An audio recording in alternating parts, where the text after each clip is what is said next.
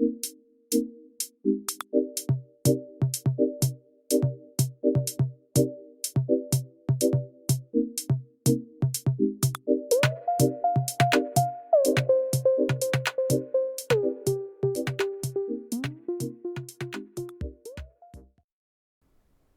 everybody, this is the Imagine Of, and welcome to episode 20 on the Imagine This Let's Play series. I'm so glad you joined me today. If you have a moment, take a look in your bottom hand of right hand corner of your screen, if I can spit it out today, and hit the subscribe button. It'd make a guy feel super special, namely me. Alright, so you're asking probably, what are we doing up here? And I can tell you, we got a great episode today. We got some redstone things that we want to talk about. We got some time lapses to do, and we're getting ready to go to the end to fight the feisty in Dragonly. So, anyway, so this is the area I've been working on. I've got a little bit of this area cleared out over here. I took the hill out. We're going to fill in this area here first today. And I was just I think I was having a hard time spitting the words out today because it's almost time to go to sleep. And you know how I get about sleeping in Minecraft. I worry about it. As you can see, this is going to be the area in front of our pyramid. So we got to have this thing looking nice. And I really want to get this done in a time lapse, and I didn't want to leave you out of this part of the process. So we're going to do that, but I want to show you first of all what we got accomplished in the interim. We're also going to take our little bee farm out, but we've had very good success with this, and put it in the nether though. That way I can put Subspace, my alternate account, on the job and get that done. So let's go take a look. Got my little redstone torches, and I think you all know that means I got everything put in here for our doors. Not only the single spiral door, but we got the other spiral door. We got two of them. And yeah, so I think that's really nice. And I got in here. Let's try it out. There we go. And I synchronized them so they both work off of the inputs. And I put a little door in here. So let's go take a look behind the scenes. Got it all decorated kind of fancy so we can see what's going on. We may look at this a little bit later. I do want to show everybody, and I'm going to put a link in the video to the little entry key system that we have.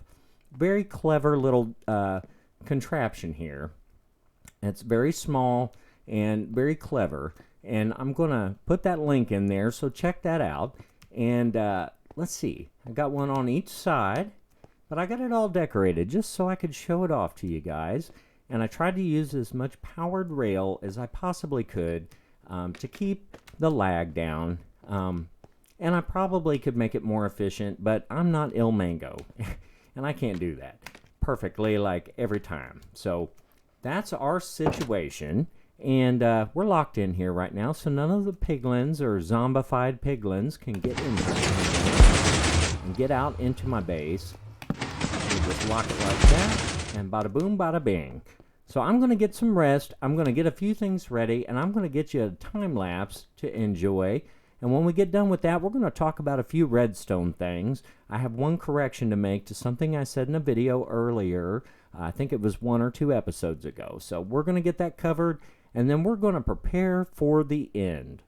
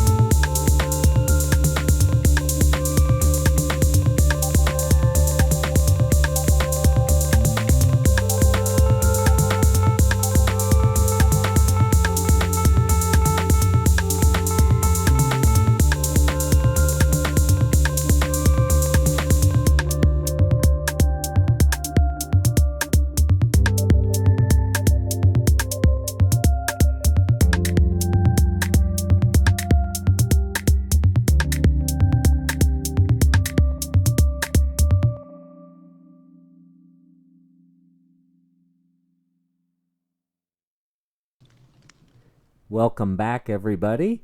Here we are. We've got most of the stuff done as far as the sand putting out. We had some little details. I want to make the redstone correction here first thing, but I did want to make note real quick that we filled in the hole and covered over the top of everything. So hopefully that makes some people happy, because I was getting tired of walking around the hole. But to the redstone correction, all right?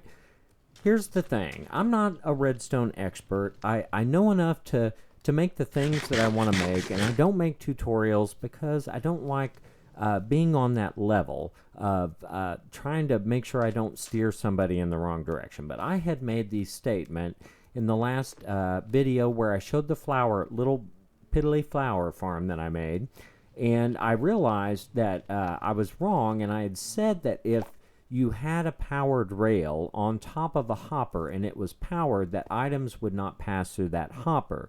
That's only true if I power the block next to the hopper, not the powered rail, and I'll show you. So we have the power on. We can see that. I'll turn this off real quick. So see, this is off, and this let me see if I can walk here, and this is on. All right, so if we put items in here, if this locked this hopper, then no items could flow through, and that wouldn't really be good for minecart systems. So here it is, and we're going to take like a stack of little items here, and if we look in our chest, here they come.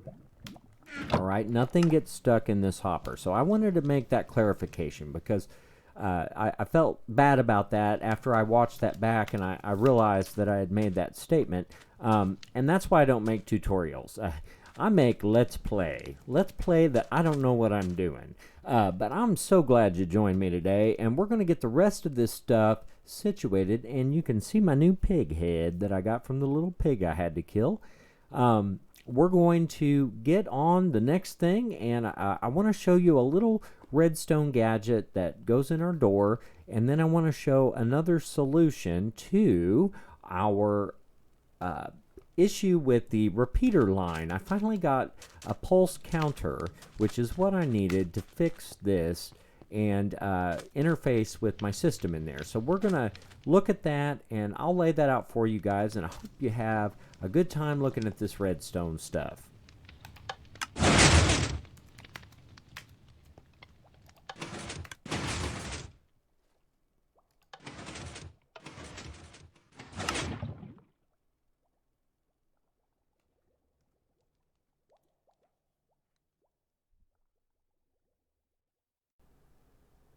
All right, here we are to talk about some redstone stuff now.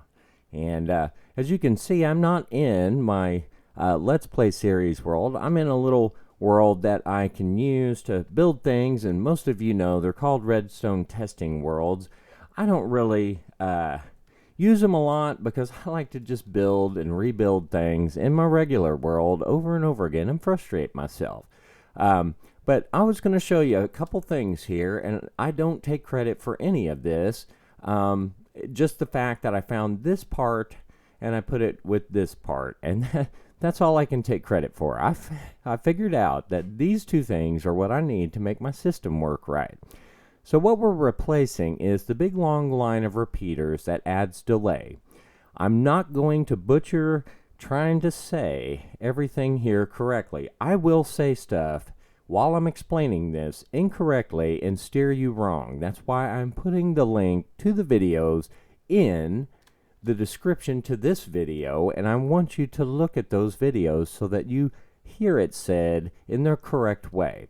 So the two pieces that we have here is a configurable timer that resets itself right here, and then we have a pulse counter that is configurable that we have here, and this represents our little line of pistons that pushes the block in front of the observer that powers the torch that keeps the second power line that powers my torches, that keeps the blocks on powered until the lava finishes falling to the floor.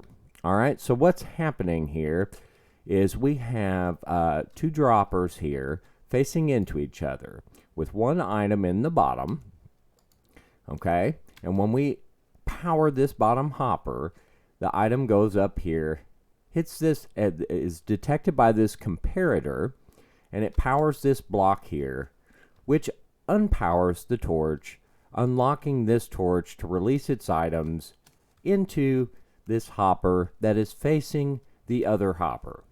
Can we see that right there? All right.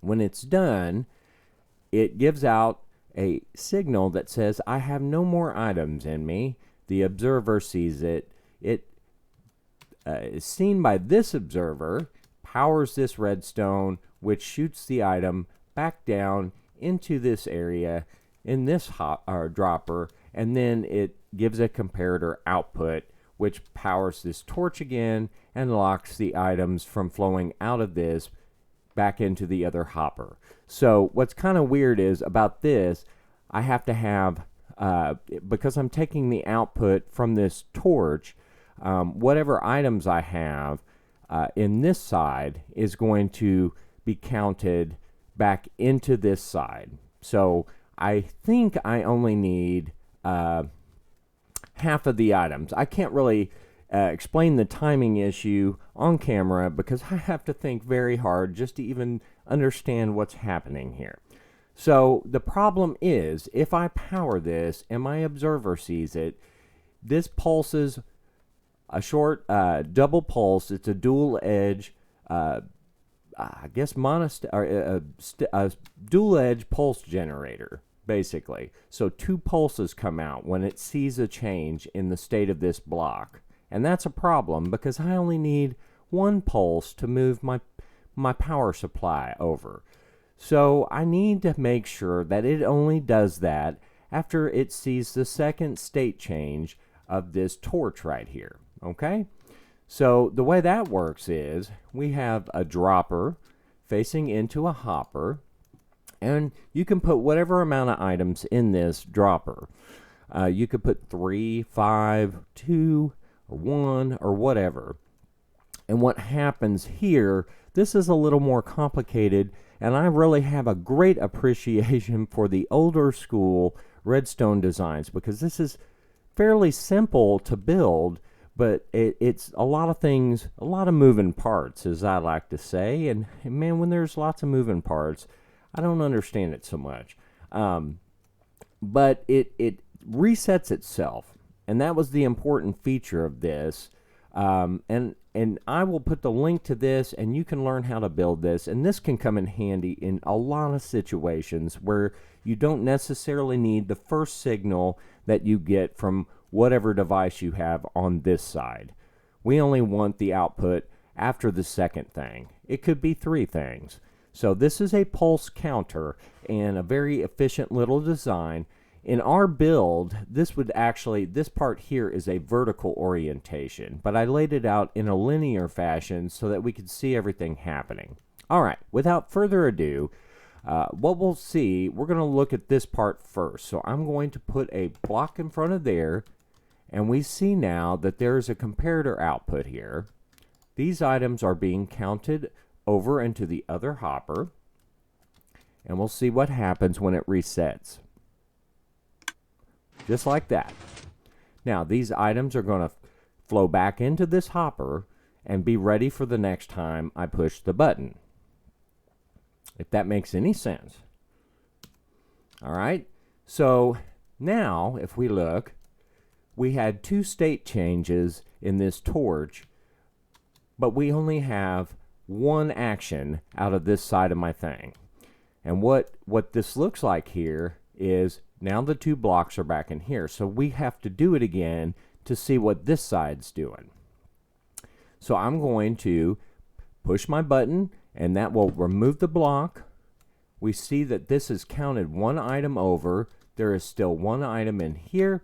Now we're going to watch this. And it shouldn't take but just a second. And it pulls my block back 1 time, even though it sees this torch change twice. All right? And this is super handy. Anybody who's ever struggled with this particular situation knows that it's very frustrating. Now, somebody smart might look at this and say, well, why don't you use a falling edge monostable? And that may work, but I wasn't able to get those two things to work together. This is very compact. This replaces all our repeater line, which is super nice when you don't want to have a bunch of repeaters and a bunch of redstone laying around causing lag. And that's kind of what this is about. We don't even really have to have this much redstone here. This is just to kind of space it out for us. But really, you've got one dot there, and I think one under here. And then you have one dot here. And that replaces a bunch of stuff, a bunch of things that hold a powered state during the time that the lava is flowing down and blocking our doorway. So that's that, and make sure you check out the description. I've got these from two separate people. I really like this. I've used this in several things. This is a good timer. And you can make it as long as you can stick this many items in it, okay? And this is configurable up to this. So, I mean, you could count a lot of pulses with this. And it would, I think it would work up to a certain amount, but you'll have to watch the video just to double check me. And I hope you liked having a little, this is the technical side of things. I don't claim to understand it all, but I wanted you to see this. And the only other thing that I guess I wanted to show you, and I hope I can build this on camera, but we'll do it like this. Let me get in here and grab. All I need is a sticky piston, and I think it works like this. Now, this is really going to show. I'm terrible at this kind of thing on camera, but we need, this is the operation for our key, torch key thing that we have in our base. And I'm going to take this, put this down here, because we need that. And I'm doing this in creative to kind of show you what's going on here. And the way I did this was I took my output off of, let's see here. I need a piston real quick right here, like so, with an observer that is facing this way. So where's my observer? Right here. All right. And, oh, facing the other way. I'm not a master of redstone. All right. So what happens is when we power this block, this pushes this down, it pulses the piston, but as it's pulsing the piston, somehow the way this is configured, it resets itself.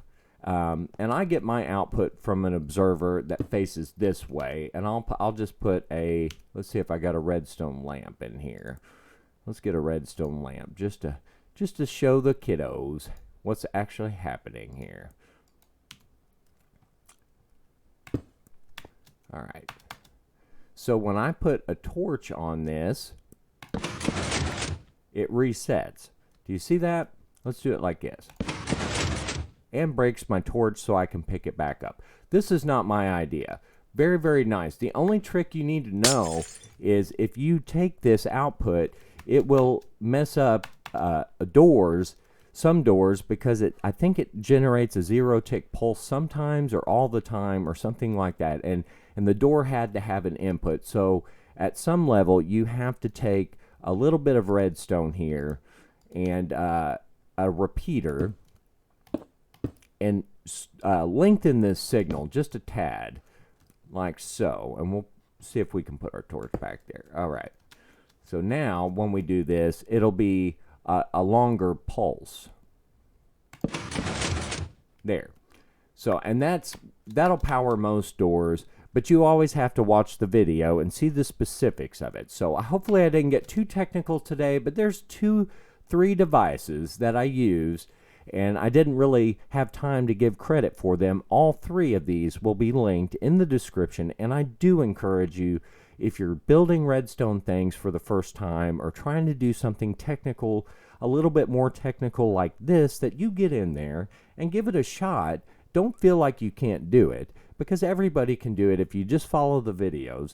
But I want you to have the good information. So these all work in 1.16.5, which makes them totally fantastic.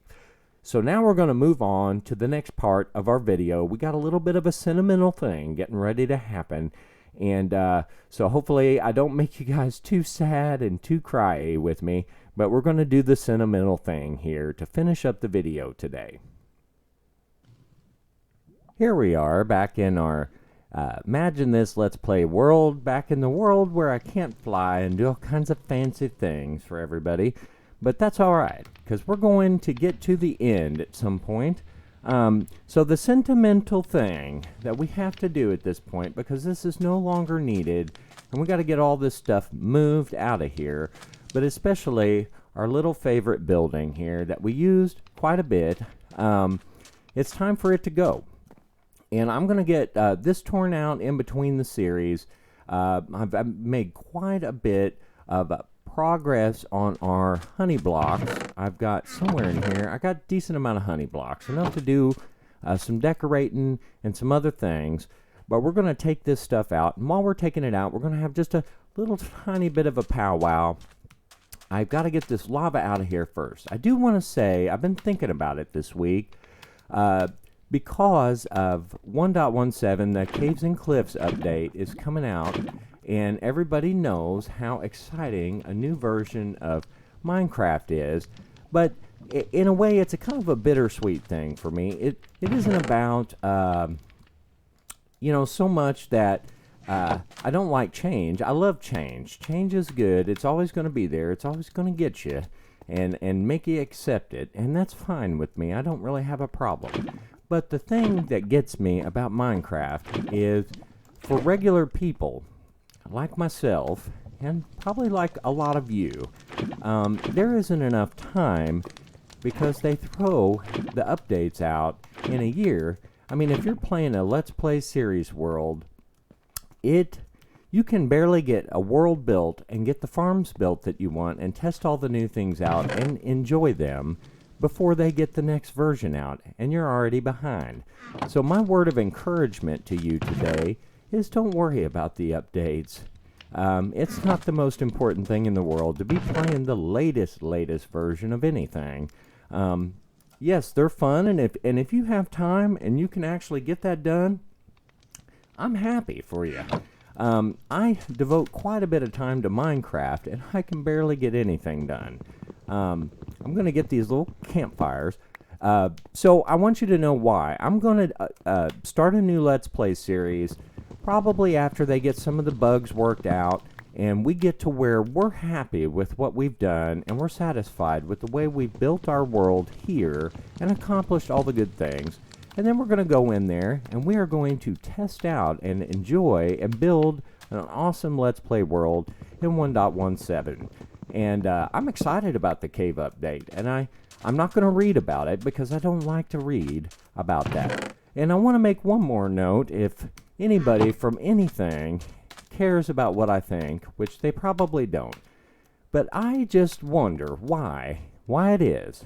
Let me get into the personal mode here. I'll even take my pig head off for this one. I want to know why it's important to nerf auto fishing and change redstone things and do all this fancy stuff when they can't even give me a chair to sit in Minecraft. I've been standing since 2015, and I would like to sit down in Minecraft. So if anybody's listening, would you just make chairs available? I know I can sit on a saddled pig that's hidden by blocks. I don't want to sit on a saddled pig hidden by blocks. I want to sit in a chair at a table or something. I want to sit on my porch over there with a chair. How practical would that be? The other thing I would like to say is I would love to be able to put a half slab on the side of a block, like here, instead of flat. So maybe you can do that, and I'm just not aware. Anyway, so those are some of the things I think about new things. I think sometimes, you know, they got to make it exciting, because if it isn't exciting, then nobody will do it. And as I'm saying that, I'm tearing out all our goodies here. And I really like this little building. It was the first time I got to be creative in this world, I felt like, and it's one of those things where I'm always sad to see it go. And I took out that last little building that we used quite a bit without you guys, so I wanted you to see the final moments of our little buddy here, our little friend, the portal room that kept us safe while we were going in and out of the nether. What's going to happen next is on the next episode, in between, I'm going to try to get as many ender pearls as I can and get us all ready to make our Eyes of the Enderman and find our stronghold, which sometimes I use chunk-based finder, but I'm not using any chunk-based finding anything in this series. I'm not using spectator mode. I'm not doing any of that. I want to do it the hard way. I want to do it the old-fashioned way. I want to earn it. So I want to find the things on my own. I'm really glad you joined me today. Pardon me. And I just really want to encourage anybody who feels intimidated by all the new changes. Don't worry about it. You can stay in 1.16. I stayed in 1.14 forever. And I think the SciCraft server, with the amazing things that they do there, is still in 1.12. Maybe I'm wrong about that, and that's fine. I can be wrong. I don't mind being wrong, as long as I'm nice and friendly about it. Have a good week, and I will work my tail end off to try to be able to get my content out on time like I want to, but I will not do it at the expense of my family, my wife and my daughter, namely. My wife is working on her master's degree, and she's really under a ton of pressure right now from her summer semester, and it's a very condensed schedule, and I want her to know she's loved and know that Minecraft is not more important. Even though it's very important to me, it's not more important than my lovely wife. And same with my daughter. So I hope you guys have a wonderful time. Enjoyed the video. Be sure to stop and take a moment to check out the links. And when we meet up next time, we're going to have laser guided focus on getting to the end.